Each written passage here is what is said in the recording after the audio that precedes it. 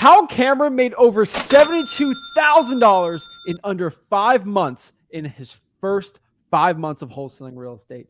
Guys, I'm Zach Yin. I'm the host of the Bags Riches podcast. And really what I want to do is highlight Camren right here and really break down how he was able to make $72,000 his first 5 months in wholesaling real estate. And as I could see talking to you and seeing everything you've shown, you're pulling less than 1,000 leads a month, right? That's correct. Wow. I want to break this all down. I really want to really get in the nitty gritty of how you did and how other people can do this. But Camren, thank you so much for coming on here. My pleasure, man. It's an honor. Awesome, man. So let's start this off from the beginning. Like, what is your story getting into real estate? How did you get into it? So I'll take it back to probably 2020. I knew I wanted to get into real estate. And I was in that position where I just didn't know how. I kind of believed, or when I saw these ads pop up of how easy you can get into real estate and all that, I was the type of guy who's like, yeah, right. Too good to be true. There's just no way, everybody's standing in front of a bank with a big old check in their hand. And they're just like, do you want to get into real estate? Yada, yada, you don't need to have all this money and stuff. And I was kind of the guy back in 2020 who was just like, yeah, right. that time will come maybe. And I'm just going to focus on saving, just continue saving. And when I get my first investment property or my opportunity to buy an investment property, then I'll do that. But just continued pushing it to the side and just taking one day at a time and focusing on the current career that I was in. And I was to kind of share a little bit about that. I was a sales rep with Nabisco, the grocery company. So I had some sales experience there and stuff like that, but still just focused on that career and kind of just trusted the Lord that if he had something in store for real estate, that he'd bring it to me when the time is right. But yeah, so come 2021, my wife and I actually got a heavy conviction on our heart to move to Florida. And one of the convictions to move to Florida was kind of going into real estate a little bit. I at first wanted to be a realtor. And that was kind of my first goal was, okay, I'm going to move to Florida and I'm going to be a realtor. That's what I'm going to do. That's how I'm going to get into real estate. Because that's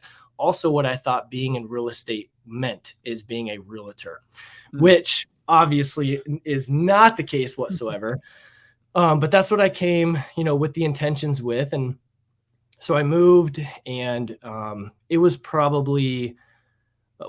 about a month before I spoke with an investor, and he asked me, what are my intentions? And this investor was a family friend of mine. I didn't reach out to him, or I didn't build any weird real estate connection with him. He was just somebody who was a family friend, and he had his own investment property. So I kind of talked to him because I knew he was in real estate. So I was like, oh, I'm going to get into real estate too. And I asked him he asked me what my intentions were. And I was like, oh, I just want to get into I want to become an investor and build a portfolio and buy and sell homes. And he goes, so you want to be a realtor, but you want to have a portfolio and buy and sell homes. And he's like, as a realtor, you're going to literally help people buy their home and sell their home. And you're not going to be actually involved in the transaction at all. You're not actually going to be owning any sort of real estate. And I was like, well, that's not what I want to do. I don't want to do that. I want to own real estate. That's what I thought I was going into. So now my focus has kind of shifted into, well, how can I get into investing in real estate? And so come November of 2021, I actually was listening to Bigger Pockets podcast. And I heard somebody who they interviewed on there mention wholesaling, and they made it sound super easy. Obviously, they were hiding a little bit. You could tell they didn't go into too much detail, but the fundamentals, I was like, that sounds, again, almost too good to be true. I was really attracted to it, but I, again, kind of pushed it off. And, well, actually, that was a little bit earlier in the year that I heard about it. And then come November, so sorry for that. But come November, basically what I do after I hear about wholesaling and Bigger Pockets is I just type in wholesaling on podcasts. I just type in the title wholesaling real estate. And a guy named King Kong Wholesale to Millions, or it's WTM. And he is huge. He runs a wholesaling operation in Washington and Pacific Northwest in Oregon. I think he actually lives in Portland. So he does that market over there, and he's pretty big. He's, he teaches you how to wholesale to millions. So I just started listening to his podcast and everything. And that was kind of how I learned it. And I just started, there were a lot of things that I didn't learn from him that I needed to learn. So I ended up moving to a lot of other people. I started listening to Max Maxwell and Jerry Norton. But there were still things that I'm like, I'm learning the fundamentals, which is great, but I think there's more to it. So that's when I kind of actually came on to you guys, and I found your guys' page and found the course and had all the answers that I needed. Basically, I learned a lot. I learned a lot of the fundamentals and everything. But when I went on to, freewholesaling.com and became a member, I was like, this has everything I need.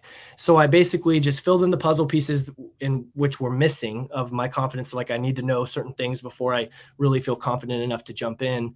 But then it came March when it was January and February, I kind of started putting it to action. So I started kind of cold calling, using my phone, just, manually dialing.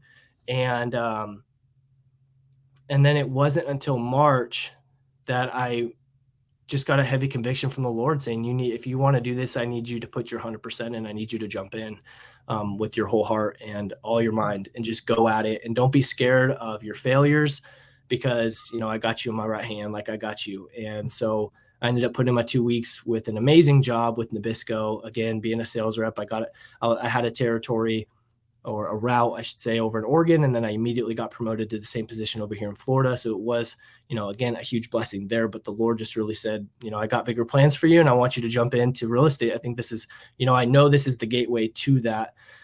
And so yeah, come March 12th was my last day at my job. And so March 14th, I want to say, is a Monday. My first day that I actually sat down and was like, okay, I pulled the list on PropStream, which was like the only list I knew. And that was a vacant list that was high equity. And so that was kind of the list that I pulled. And so I started cold calling. And also on Monday, I did a quick driving for dollars. And, because I knew that was something that was really hot too. So those were my two marketing attacks at first. My marketing strategies was driving for dollars and then pulling a simple list of vacancy and high equity. And so Tuesday, actually, so Monday, I started cold calling. I gathered some driving for dollars, reached out to some property owners. And then Tuesday, I got 2 hot leads. And yep. And then it was I spoke with them. Those were actually the 2 deals that ended up closing in April, where one was driving for dollars and the other one was high equity. And how much were they? Tell everyone. Yeah. So I closed both of them for a total of $23,000. Woo! Yes. 5,000, 18,000 right there. Yep. Holy moly. So what were those lead types specifically? Were they both driving for dollars? So the $18,000 one was a driving for dollars. I drove by a fire damaged property and immediately saw motivation. I saw nobody living there. The garage roof was caved in. And so I did have PropStream at that time. So I just quickly did like the driving for dollars app, where you can go on there and like look at the geographical area that you're in. So I just selected the property, saved it, went home, did a quick True People search because I wasn't skip tracing yet. It was actually my first thing I did before I did skip trace for the high equity vacancy. So I first attacked the driving for dollars and I found their number on truepeoplesearch.com. Okay. And then just shot her a text. I was just like, hey, I just drove by your property. Would you be interested in selling? And she's like, or I said, is there anything I can do to help? That's what I said. I saw that your house caught on fire. Is there anything I can do? She's like, are you calling me for a quote on how to repair it, or are you looking to buy it? And I was like, well, I got the cash. I'll buy it from you. And so we kind of went that way and came to an agreement on an offer. Awesome. Was this all in person? So this one was, I met her husband actually. So we spoke through text for a little bit. And then I said, I'd love to come do a walkthrough and check out the property before I send an agreement. And so I meet her husband there and I just do a brief walkthrough, get some pictures and went on from there. I told the guy like, okay, let me get back home and run my numbers and should be in contact with you. And then sent them sent them my first offer through DocuSign. Wow. I mean, but you're a beginner. How did you figure out ARV repairs? Didn't you have to do all this crazy analytics? Yes. So that was where it was a little bit scary, I will admit, just because it is my first one. So I was intimidated with the idea of canceling the contract, being sued, not having a deal. And that's what we hear all the time is, you got to make sure that your numbers are right and make sure that you have a deal, because if you have a deal, you should have no problem moving it. So I was like really clean to that idea. Like if I have a deal, I should have no problem moving it. So I got to make sure I have a deal. And I'm already I'm pretty blessed, knowing numbers really well and math and stuff like that. So formulas and all that, hearing that through Kong and Max Maxwell and your formula strategies, like it just really clicked to me. And how to comp properties, I just learned really quickly.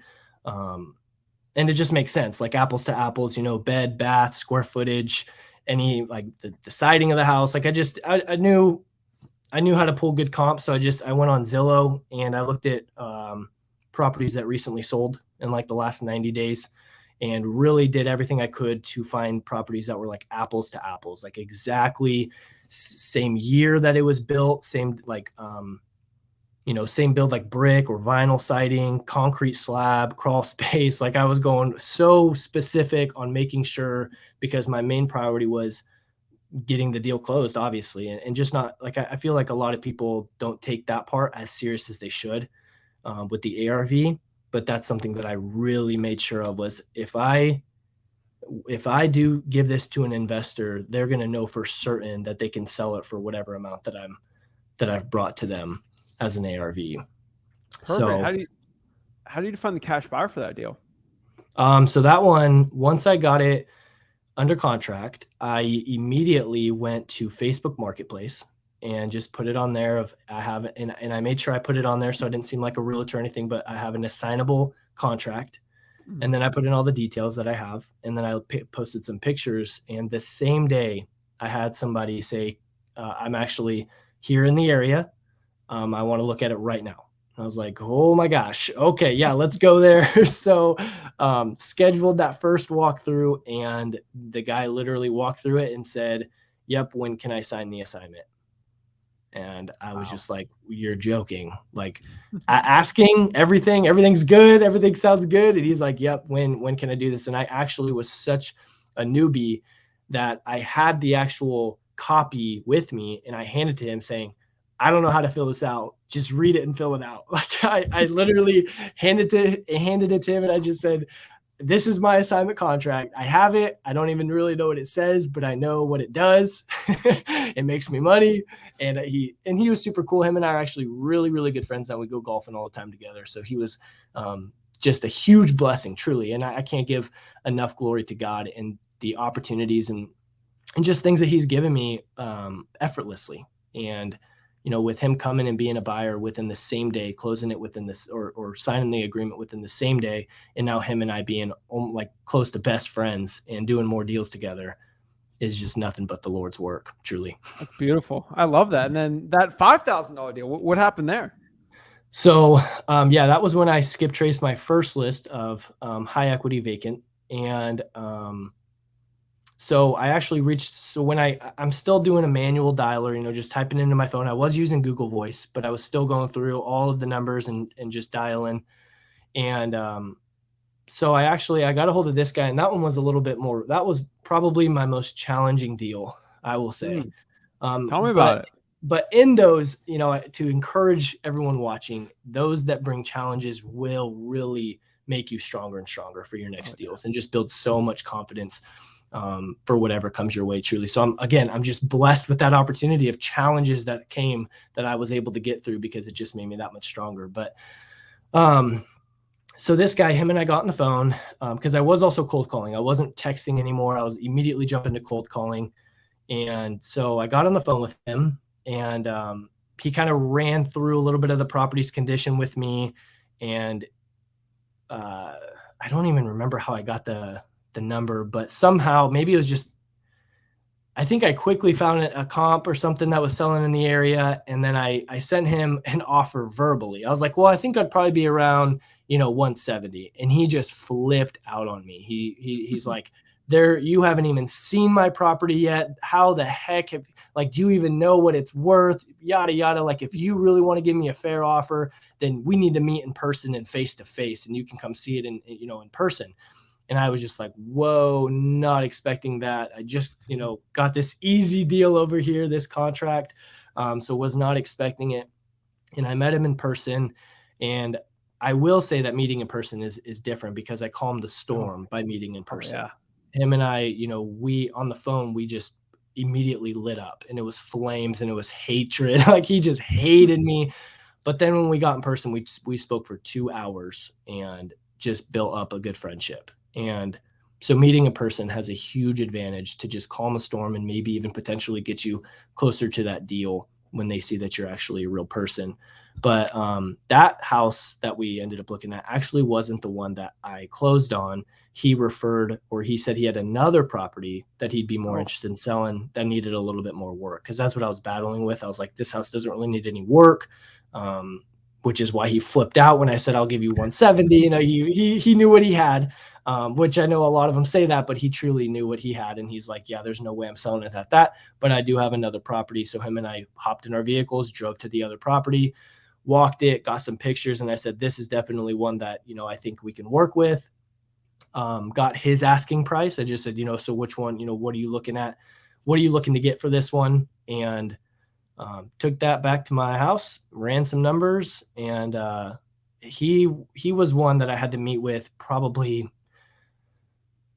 4 or 5 times in person, because I got the offer written up, and he's not digital. He had no email. So I had to meet with him in person to get it signed. Well, when he read it, I don't even remember exactly. My head was I was going 100 miles an hour. So I can't quite remember all the details, but he basically just denied it, and I had to go rewrite a new one. And then we met again.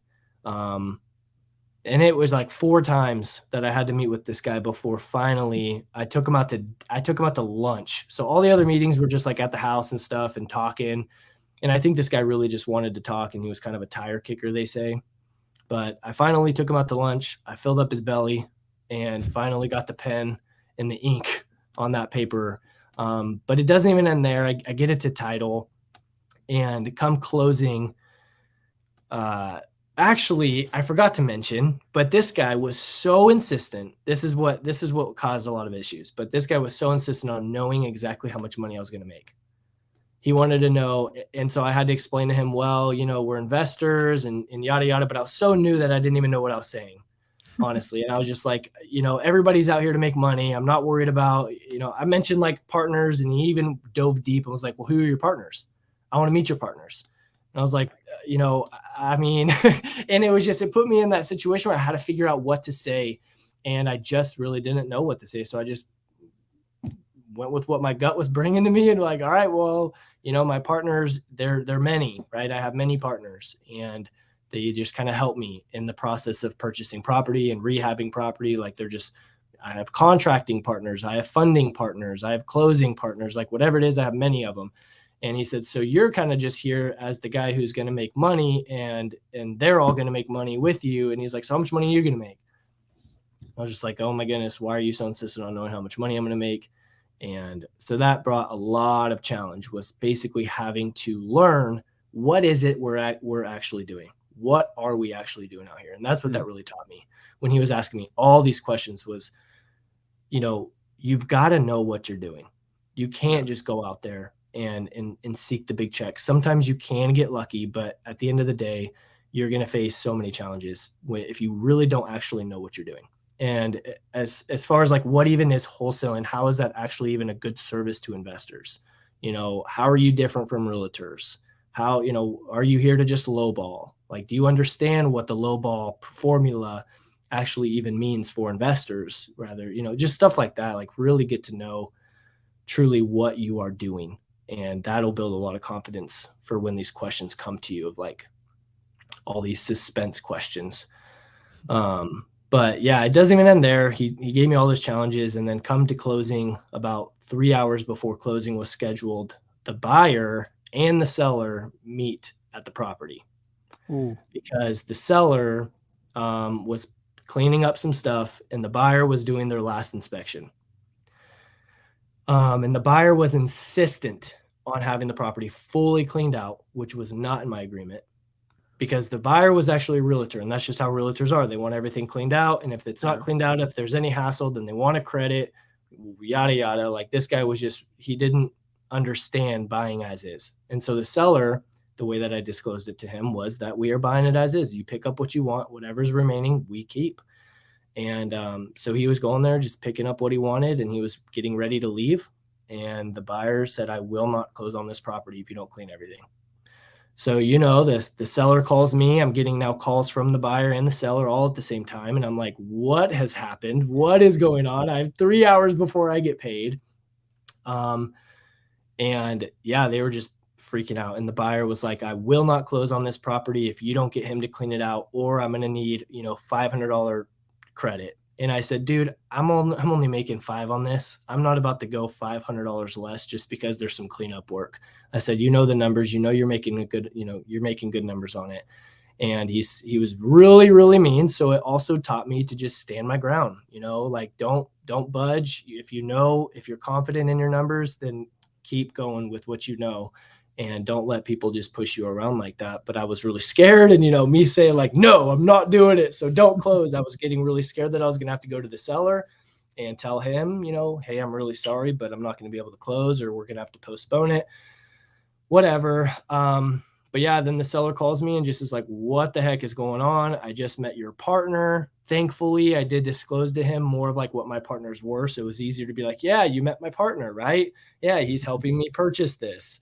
And I did tell him that he's a new partner. I said, I've never worked with him before, and that's my first impression. And I told the seller, I said, I'm really sorry for how he's been treating you. And I said, we will close on this property, but it may, I may have to extend the time just a little bit. But all said and done, he did close it. 3 hours later, he came back saying, okay, fine. And he warned me, he's like, if you treat your buyers like this, like, you're going to lose, it's all about reputation. And I was like, yes, I know, but you're literally, I'm 2 days into this thing, like I just didn't really know much. And but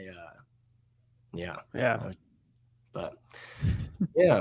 Wow, man. That's an interesting one, because like a lot of people would stop at that, like once you start getting into asking all those crazy questions from yourself, it's usually not too motivated. But I tell you, I've made deals happen where it was never going to be a deal, but I just went through it. I mean, one thing I can ask, obviously you have sales experience, but I mean, you're 24 years old. Like, you're not a person who's been 25 years as a car salesman and got into wholesaling, right? Like a lot of it's kind of you quick on your feet. What are some things as a beginner, maybe kind of subconscious for you, that you were able to build some rapport with somebody? Because a lot of people starting out, obviously you didn't understand, flipping or real estate investing as much, like as like an expert as you do now. Like, what were some things you did to kind of talk to the seller and connect with them, especially when they were a little more heated with you? So I was really insistent on letting them know that I'm a real person, and stop with the robotic scripts. Like, so many people, and I have to say that was something that actually pushed me away from Kong, Wholesale to Millions guy, because his script was so robotic. Like, if you mess up at all, like when he would do his cold calls, hotline or live cold calls or whatever, and people would hop on there and do their absolute best, what he kept encouraging was, you need to say this exact sentence at this exact time, and from start to finish. That's how he kind of worked. It wasn't real. It wasn't, we all make mistakes. It wasn't us saying in our conversation. Like, I would say for people who are just starting out, the rapport piece isn't even so much the questions you ask them as much as it is, how are you presenting yourself? Are you presenting yourself to be overly professional, overly serious, overly monotoned? Like, show the people you do make mistakes. Show the people that you have to actually take 10 seconds to think about something. It doesn't have to be an immediate response. Actually show them that you are a real person. And that's something that I really strive for, is aside from all the salesy, pitchy stuff, it's let's have an actual genuine conversation. and let me shift my focus rather than from me making money and me trying to get this deal to actually looking at it as, am I a solution for you? Is a cash offer a solution for you? And before we even jump into that, the only way I can really know that is to know you, to know your situation, to know everything about you. So it encourages me when I shift my focus on, I want to make sure that even a cash offer is for this person. It slows everything down to, let's talk about you. Let's talk about how things are going. Let's talk about your situation, and if it doesn't, if you ever get to a point where you feel like you're forcing the cash offer in there, maybe you haven't built up enough rapport, whatever, then listen to that gut feeling and continue talking and maybe say, I may not be the best fit for you, but I want to help you find that decision for yourself. I want to help you find a direction. And maybe that's listing with a realtor. I don't know. Maybe it's keeping the property. I don't know. But take out the idea of every phone call you get, it's got to be perfectly said and you're closing the deal. Like, enter these conversations with more relaxation and be real, show that you're real. If you need to say go ahead and say in the middle of a sentence. Take breaks, take breathers, and also don't be afraid to say you don't know something. That's another really big one, is so many people are so scared to jump in because they think they need to know every single answer. But that's also a great way to show that you're human and not a scammer. Because it's true. I'm telling you, like on my cold calls, I do those live cold calls. I say in the beginning on purpose, even though I don't like saying it, so people know I'm not a realtor or like one of those crazy scam type people. Right. Oh, this is actually a real person. Like no VA says in the beginning, right? And I don't know who much you're talking to in there. I only teach what we teach at freewholesaling.com, but like, dude, you took your. I mean, how hard was it kind of going from like a corporate where everything was like perfect and like a lot more, business to business versus, you're going talking to like a real life person, because the average person you're probably selling to wasn't like a, a blue collar type guy, right? Yeah. Yeah. It's a completely different conversation, but like, if you're just, you're a regular guy, and if you speak like that and you act like you're a regular person to somebody, they're going to want to connect with you. And obviously, this, but like people want to be like or be friends with people that are like them. So if I act like I'm this hotshot finance guy, it's it's not relatable. Exactly. So, dude, and I can say, since you mentioned your course or you guys just generally being way different than some of these other guys that I've been kind of trained from from the beginning, you guys actually really showed or just represented the being personable. And like your dad, when he's talking about probates and, sending these direct mails and doing the warm calling, like it just shows a side of like, we are actually here for the people. And other gurus and other wholesaling operations, there's so much about get the money, get the money, get the money. And if you make a mistake or you don't know an answer, you lost it, you shot it, you're done. But with you guys, something that really encouraged me and has really shifted my focus was just the personal side. Be personable, be real. And just like you said, if you get to their level, they're going to want to connect with you. But if you're this corporate, crazy finance guru geek and all the answers, they're going to be more intimidated and go, you're probably just going to scam me. You're probably, you're not going to actually be in it for my best interest. You're going to be in it for your best interest. But if you can somehow lower yourself to where they feel confident and trustworthy and comfortable with you, because you've brought yourself down to that level with them, then that's where it can start. That's and it's easy, man, for you and me, because I used to be broke. You used to be broke, right? Like I understand that level. I understand what it's like, just trying to struggle with that passion and just the issues with it. But like that's what I did. Everyone in my market, they did the guru route. And I just focused on them because I think you're very similar to what I got in this business for. I mean, you got in the business for the money, but like, you don't do it just for the money, because you just work a job. You do it for the money. You do it for the freedom. You do it for the lifestyle, right? Like, and that's how I do my acquisitions. Like, it's not about the money. If it's about the money, I'd be super nervous. I'd be technical, right? I do it because I love it, and it's amazing, man. But what I sort of want to do is, I want to break down you starting out. Like, obviously you're married. How is that starting out? Because obviously as a married person, it's more than one person making that decision. Like, Yeah. and there's struggles, man. Like what was sort of that process going on with you? So it took a lot of just absolute trust. My wife needed a lot of trust, not even so much in me, but we have strong faith in the Lord. We both do. And so she knew, first and foremost, that's what she needed to focus on was, I trust my husband. It made it even harder because I was the only source of income. She's a stay at home. And we actually had, at that time when I decided I wanted to quit my job and go into this,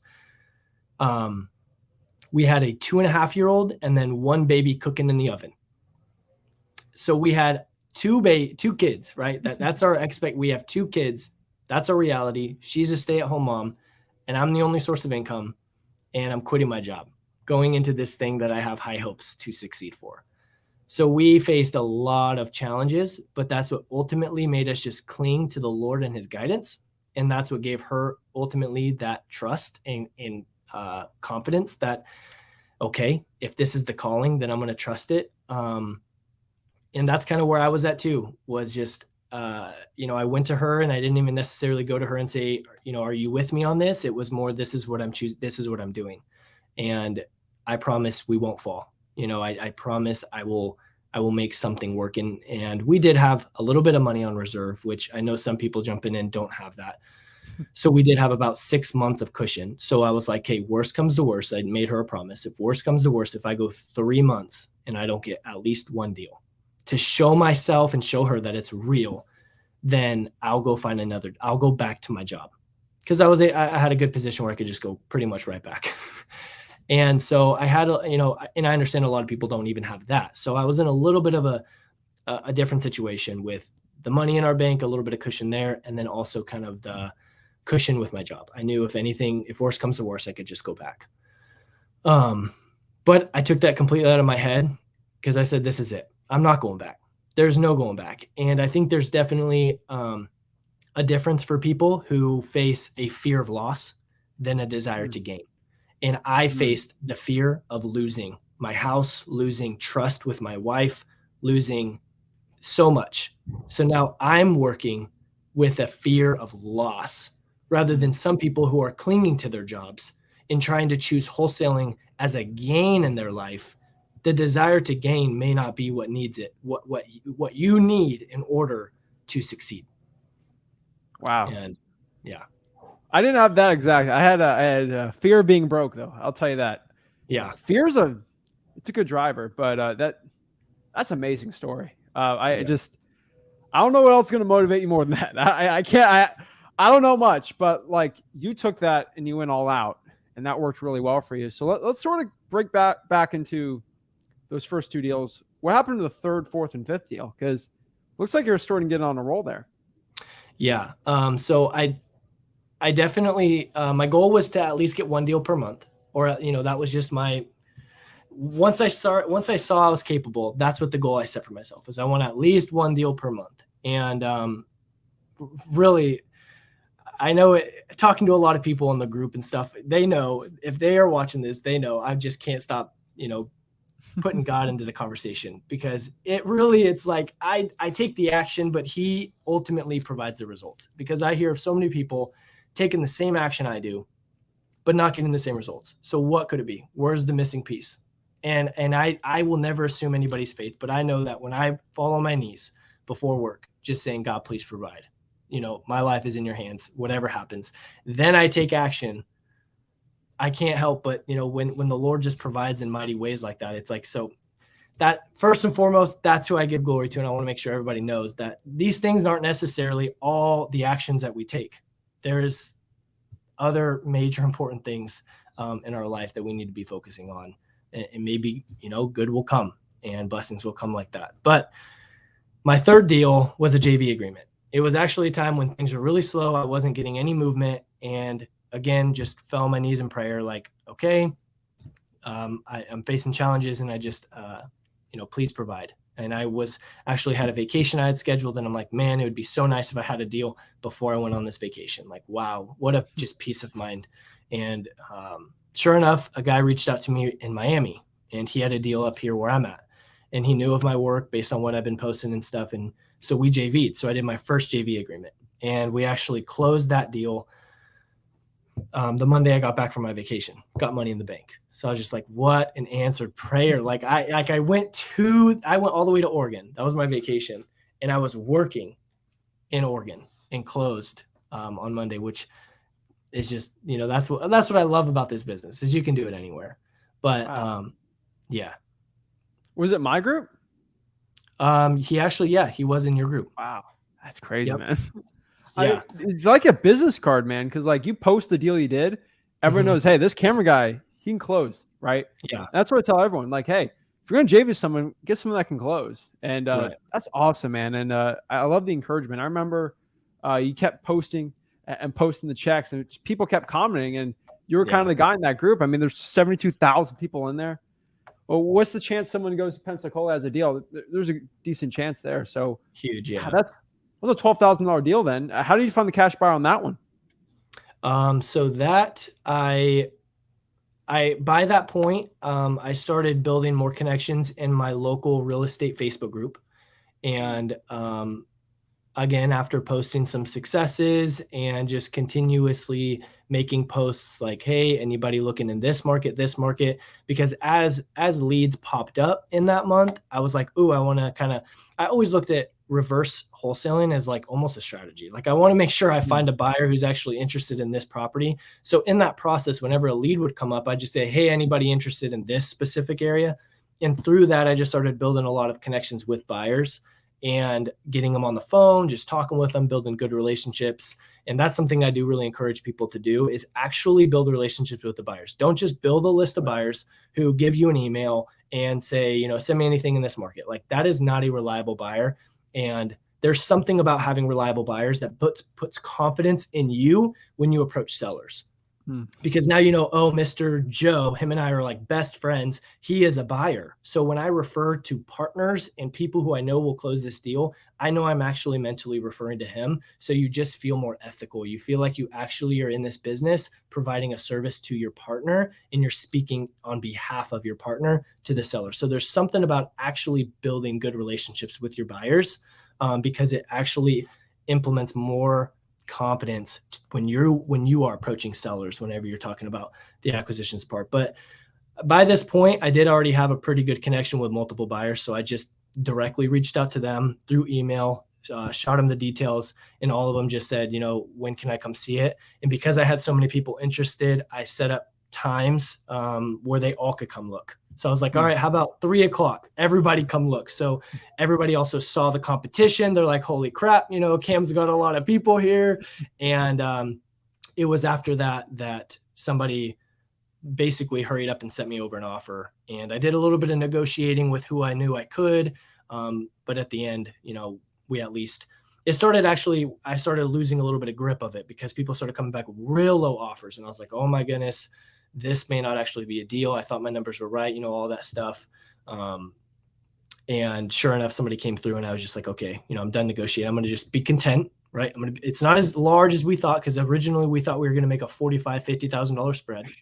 And that's where it kind of was like, oh my gosh, we're down to $5,000. Like, where are our numbers? Where did we go wrong? And so when we got that $12,000 spread opportunity, I was just like, we can't be greedy. We got to be content and just lock this one up, because ultimately it is to provide that solution to the seller. And I don't want to lose that opportunity where we can start building reputation and close on these deals. Whether it's a smaller fee than we expected, that's fine. Just got to be grateful. But you have to, right? You get greedy, you get slaughtered in this business. And I've seen it time and time and time again. And again, like, you treat your cash buyers like you treat your sellers. Building a relationship, and you're actually doing it for the long term, and you're doing the right thing. I wish more people do that, but that's 100% there. And see here, a $13,000 deal and then a $30,000 deal. Let's talk about that. Like, how did those happen? Okay, so the $13,000 deal was actually pretty significant, because that was a lead that I was communicating with for 3 months. So that was actually one that came in Yeah, that was one that came in, I want to say in April, or maybe the ending of April, beginning of May. Mm. Yeah. But yeah, that just came through. I want to say a tax delinquent list is what I ended up sending out. And she wanted to sell, but she wasn't sure when. And she had a tenant in there who didn't have a lease. And so there was a little bit of it was like a little fuzzy there. There was nothing she had to figure that part out before she could really sell. So she kept pushing me off. And every single time I followed up, there were just so many things going on in her life that just was seriously spiraling downhill. And she's like, oh, my mom's here. My mom's in the hospital here, like so many problems. So I just kept reaching out, and I shifted my focus again on, I don't want to focus on the money aspect. I want to focus on how I can help her out with whatever she's going through, whether that needs to be a conversation of encouragement, of hope, whatever it is. My goal here is to just continue showing her I'm a real person, showing her I genuinely care. And sure enough, 3 months later, I reached out to her again, just saying, hey, I just want to let you know. And I don't know why I didn't let her know this before, but I said, I just want to let you know that I can go view the property without you being there. Cause that was something we were trying to coordinate. She wanted to be there. She wanted to meet me, and she wanted to walk the property with me. And I just said, you don't have to be there. If like understanding how busy you are, understanding all of the things that you're going through, let me just go walk the property by myself, and I can get you an offer by today. And she's like, wait, really? I said, is that really all it took for the last 3 months? Like, I could have said that so much, so long ago, but that 3 months gave me an opportunity to build such a solid relationship with her. And yeah, so 3 months later, I ended up sending her an offer. It was one that she liked. And then I sold that for a $13,000 spread to the guy who actually bought my first deal, the fire damage, who came in, who him and I are like good friends now. We go golfing. I said, hey, I have this opportunity. And so he actually bought that deal from me.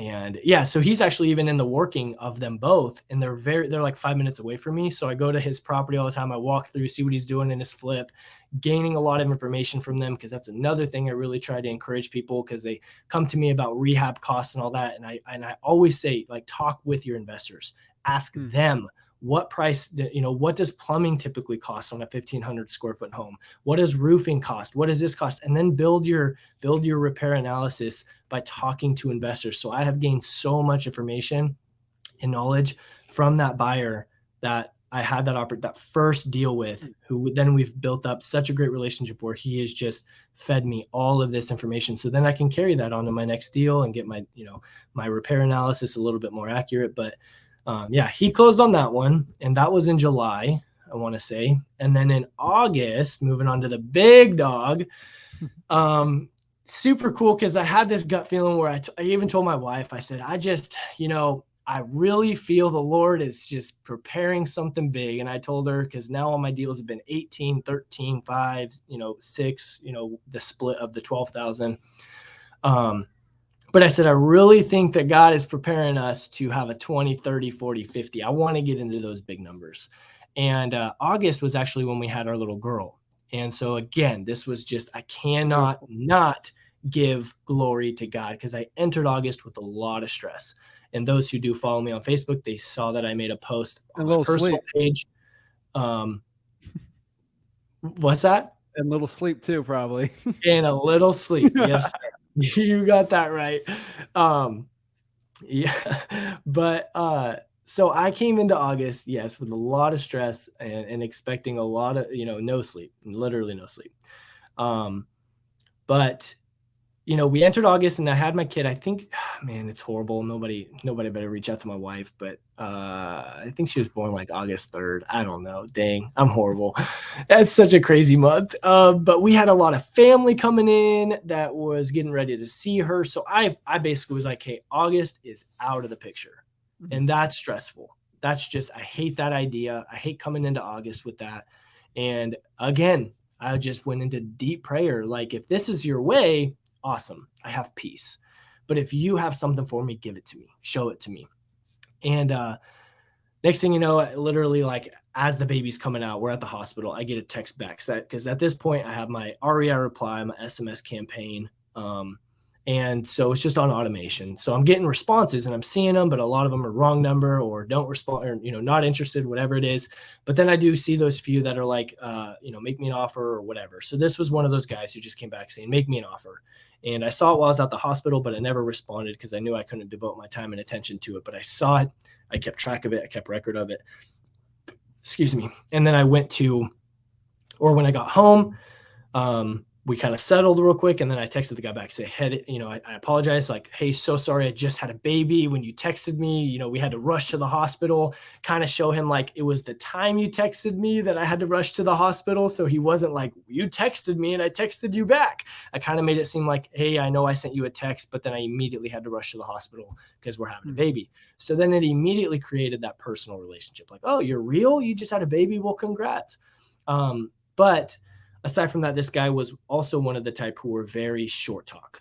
And that kind of created a little bit of anxiety. I was just like, what is this guy capable of? Is he the guy who's going to sue me if something goes wrong? So I still had a little bit of anxiety throughout the process of like, why is this, okay, sure. I asked him, I just said, can you tell me a little bit about the property? I would love to know if there's anything I need to know or that you would like me to know in regards to the condition. And I said, if you can give me that, I can get with my partner, and I can go over the numbers and get you an offer by today. Like, I just need a little bit of information. He came back, full renovation. And I was like, full renovation. Oh my goodness. Okay. So I have a deal analysis in a spreadsheet, and I basically just threw in the square footage and all the details I needed to, got a full renovation cost, and sent him an offer, literally just through DocuSign, no pictures, I haven't talked to the guy on the phone. And so I sent him an offer, and he was like, nope, a little bit too short. I already had an offer at 150. I want to go up a little bit more. And I said, well, okay, so what's the number that you would have to be at for me to move forward or for you to move forward? And he said 160.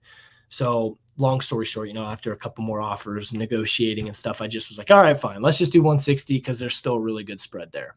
And I reached out to a guy who I knew was in the area, and I just said, hey, I haven't seen the property yet. Would you mind meeting the seller? Because the seller was like, okay, we've signed. I'm insistent on actually having a walkthrough.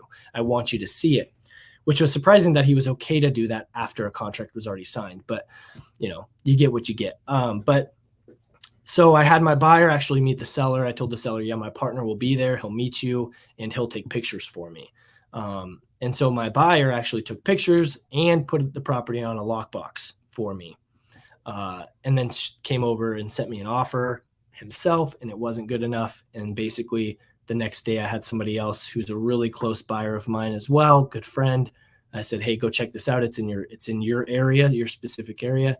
And he came back basically saying, I can do this price. And that was my 30K spread. So I said, sure. I could have made more because it was literally the same day pretty much that I had now this offer. So I knew I could have fought it. I could have, played the negotiating game and the bidding game or whatever. But that again, kind of just goes with just be grateful, right? It was a 30K. I was just like, I don't want to cause any problems. I want to close the deal for the seller for reputation. And I want to, not be a greedy guy to my buyer. I want to focus on the relationship aspect. So I said, sure, man, let's do it. And he said, how much do I need to put down? And I said, well, how much can you put down? And he said, I could put down the entire asking price if you need me to. He's like, I'm solid. I'm going to be buying it. And I said, oh my gosh, like I know the rule of thumb is like 2,500, $3,000, $4,000, whatever, like that ballpark, depending on the cost or like the purchase price. But I was just like, let's go 10. Can you put 10 down? And he's like, yep, easy. When can I do it? And he deposited it the same day, all work and title. And I was just like, this is too good to be true. This is insane. Like I haven't left my office. I haven't got on the phone with the seller. The buyers are just coming through so easily, like effortlessly. And now I have everything that needs to be in title. And then we close the next week, all just as easy as possible. Like all virtual too. So my title company was in my area, but this house was about 2 hours away. And my title company just said sent everything digitally to them through their email, through DocuSign. So the seller and the buyer didn't even have to meet together at the title company. They just did everything on their own, sent all the paperwork back to the title company, and got the transfer a day later. Wow, that's 30,000. That's 30,000. That's amazing, man. I just, you got an opportunity, and opportunities like that actually happen to people all the time. Mm-hmm. But really, some people don't get that. Some people make it. Some people make that a $5,000 deal. But it's really when, luck meets preparedness is how you deal with that opportunity. I And like that. you might have got luck. Anything, it came to you, but you were prepared. You had the buyers, you had the relationships, and then you were able to attack on that, right? Yeah. And I've said it time and time again. And whatever way, whatever religion you are, like whatever, like karma's real, and it's subconscious, it's conscious, it's reputational wise. But like, if you're the guy that will do the right thing, good things will always happen to you. Always. If you do what's right, just subconsciously, people think, wow, this Camren guy, I like him. Let's go with him. And even if you don't see it now, a lot of people don't see it now. Like, you're talking to a seller, you're doing goodwill with a follow up. You just don't see the results and you don't know what's going on. If you just keep going and there's 5 other wholesalers in that area, they're going to go with Camren because he's a good guy and he actually cares about me. And that karma actually works. And that's amazing, man. I love your story, man. Thank you. You've definitely been given a great opportunity, but you've met it with preparedness and action. And you took the gifts that were given to you, but you actually built upon that, and then it just exploded everything, right? Because a lot of people get gifts, but they squander it, right? Right. You met it with preparation, and it worked well. I love it, man. But $72,000, where are you looking for in the future? What's going on now in your business? So actually right now, I have kind of pressed the pedal a little bit more on my marketing, bringing my lists, from 500 to 1,000, because even though I'm very grateful for a deal a month, I'm really like, what am I capable of? What can I get this to? Can I get 2, 3 deals a month? And, as much as I have told people, obviously you hear those people who pull 30,000 leads a month and still get no deal. And I'm over here pulling 500 leads and I'm not getting, I'm getting deals. It's hard to believe so heavily in marketing, but there is still something about marketing. Reaching out to more sellers, more homeowners is going to increase your opportunity, increase your odds of getting lucky, right? And being prepared for the luck to come. And so I've really been focusing heavily on letting my SMS do its thing, continue calling, but pulling lists and immediately cold calling, because that's something I did drift away from for a while and just kind of let my SMS blasts do their thing. And if I get a response, then okay, I'm back in my office. And, I do also take a chunk out of the day from 9 a.m. to 5 p.m. to actually sit in my office and do work. So a lot of the time I'm responding to SMS, and I am pulling comps or whatever I'm doing. Like, I am actively in it, but I figured while I let the SMS go, I'm going to start doing more cold calling.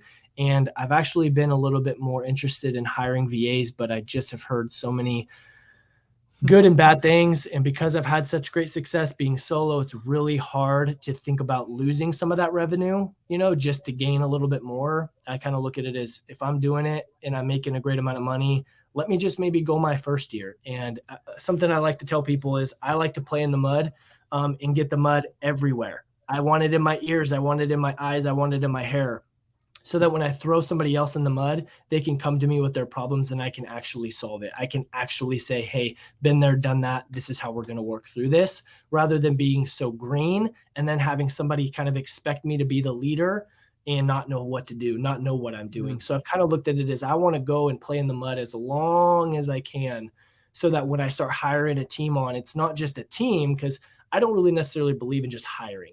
I believe in more quality, a quality team.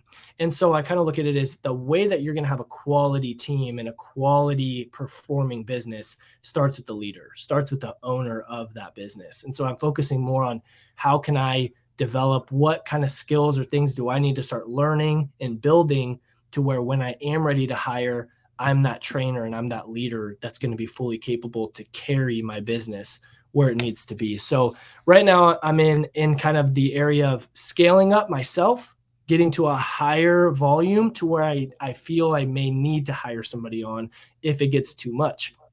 But unfortunately, September, while I kind of put that to test, was nothing. And I'm always in question, like, dang, is that you, God, telling me like it's not about marketing and I need to get my heart right again and have good intentions, because I'm afraid that if I do start marketing and, oh, here's 3, 4 deals, now I'm going to start believing in the marketing instead of his power. And, because at the end of the day, if I'm able to have those type of miracles with 500, does that mean for certain if I make it to 1,000, that's 2 deals? Because then if it's for certain if I make it to 1,000 leads and that's 2 deals, well, now it's actually the power of marketing that I'm leaning on.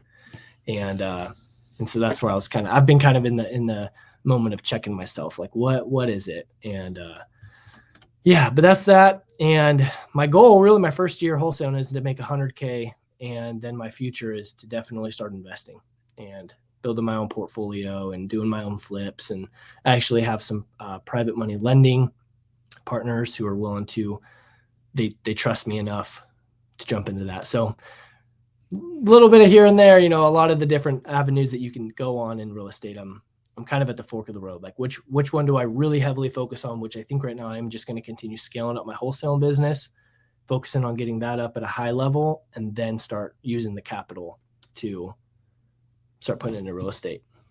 Exactly. That's the point. You took the risk and it paid off, right? You put your trust in yourself and you went into it, right? And I definitely believe your kids in the future are going to be like, hey, my dad took the risk and he pulled it off and he did it, right? And then that's something no one can ever take away from you, right? And that's one thing, like, you have your whole family, but like you're the person in your family that finally decided, hey, I'm going to become an entrepreneur and do it. And there's no better role model than that, right? And we get into the business for the time freedom, and it's definitely there. But it's yours for the take, and I love it, man.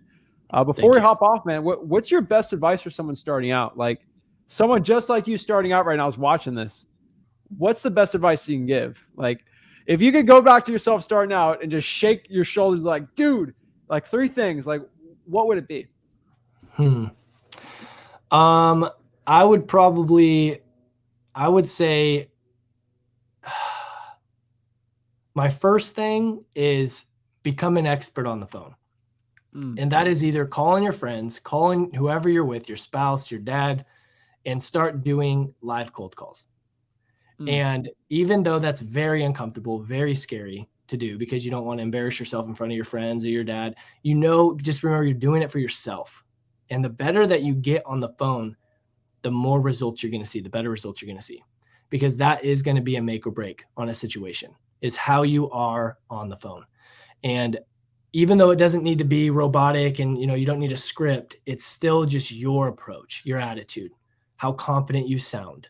Like you can still say, and be slow and think, but still sound very confident in what you're doing and what you're saying.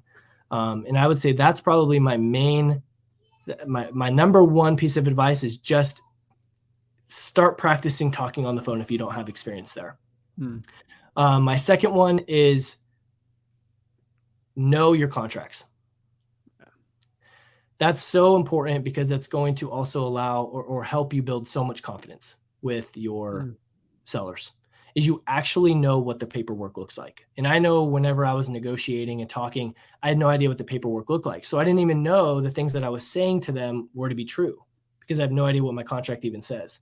But if you know what your contract says, study it, research, what does this mean? Whatever. Like if there's whoever's contract you guys are using, I prefer Zach and Rick's. I use theirs, but read it. And you, Zach, even have content on there of how to walk through the contract, like what each part means, how to fill it out. And I think that's fantastic. But even after that, there were a couple things where I'm like, I just need to know a little bit more about this section.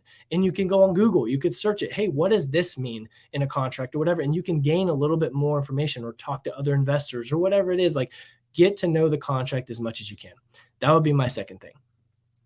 And my third thing would be I know it's very controversial in the wholesaling industry, find your buyers and build your buyers list. And don't think you need to build 100 buyers. Find 3, 4, 5 buyers in your area, get on the phone with them, build an actual relationship, take notes on exactly what it is they're looking for and that area, and then just target that area as you're starting out. Don't go and pull lists in other counties because it's a hot county. Get the actual specific area that your buyers are in. After you've built a solid relationship with them, target their specific market. And once you do 1, 2, 3 deals in their market, well, now you've built up the skills of what it takes to start going in other counties and building other buyers in those areas. But at very first, I would say I wish that I focused like much more on building the buyers and building not only the buyers list, but the actual relationship with the buyers. Because once I did that, when I got on the phone with the sellers, I had way more confidence in actually what I was saying, referring to my partners as truly my partners. I believe if I went back to my, that $5,000 deal that the guy said, who are your partners? I could have actually said, well, his name is Joe, right? Like I could have actually referred these guys, because if I had to ever get them on the phone with the seller, I know that they would honor me in this deal. And I know that they would still talk to the seller for me and say, yes, I'm Camren's partner, and walk through the deal. Yes, we may be interested in this property, whatever it is. Like having good relationship with buyers can really take you a long way, and maybe even do your first deal, actually, like your first wholesale, your first flip, like they are in it to help you. And, but there are some other buyers out there who really aren't. And those are the ones who just send you an email and you're like, can I get you on the phone? So I would say those are my 3 things. Focus on cold calling or expertise on the phone. Get maybe not be an expert, but get comfortable on the phone where you can call your dad, call your brother, and not have those nerves creep up, where you can actually genuinely carry on a good conversation. Then focus on your contracts, get to know those as best you can to where you're at least a little bit more confident with them, and then build your buyers list. 100%. Camren, that's awesome. I love your story. I know it's super inspirational. If somebody has a deal over in the Panhandle, how do they reach out to you? So right now I'm actually on Facebook, and that is the only social media platform I am on. Just for personal reasons. I haven't really been a huge fan of social media. And so with business though, I wanted to be on Facebook because that's where a lot of Facebook real estate groups are. And a lot of investors actually use Facebook. I've come to realize a lot of Facebook is the older generation social media, I feel like. And that's exactly where you want to be if you're finding your buyers and building your network. Instagram, TikTok, those are a bunch of teenagers, right? They're going to be people who don't take things as serious. There's obviously great content on those platforms, but where you're going to find the legit, real investors are going to probably be the ones who, post themselves on the beach or something on their Facebook. And they're going to be way more down to earth. And so that's where I kind of branched off there, but that's where you can find me. On Facebook, just Camren Simpson. And yeah, that's really it. Awesome. Check out Camren Simpson on Facebook, or if you just want to search in the Wholesaling House Real group, he'll be in there. Message him if you got a deal, do some deals, and that'd be awesome. Camren, thank you so much for hopping on. I really appreciate it. I can't wait to have you on next year and really see where your growth has been. And I'm super excited for that. So guys, I really appreciate it. Make sure you go check them out. Make sure you hit that like button, subscribe, and we'll see you guys soon. Have a blessed one. Thanks, Zach.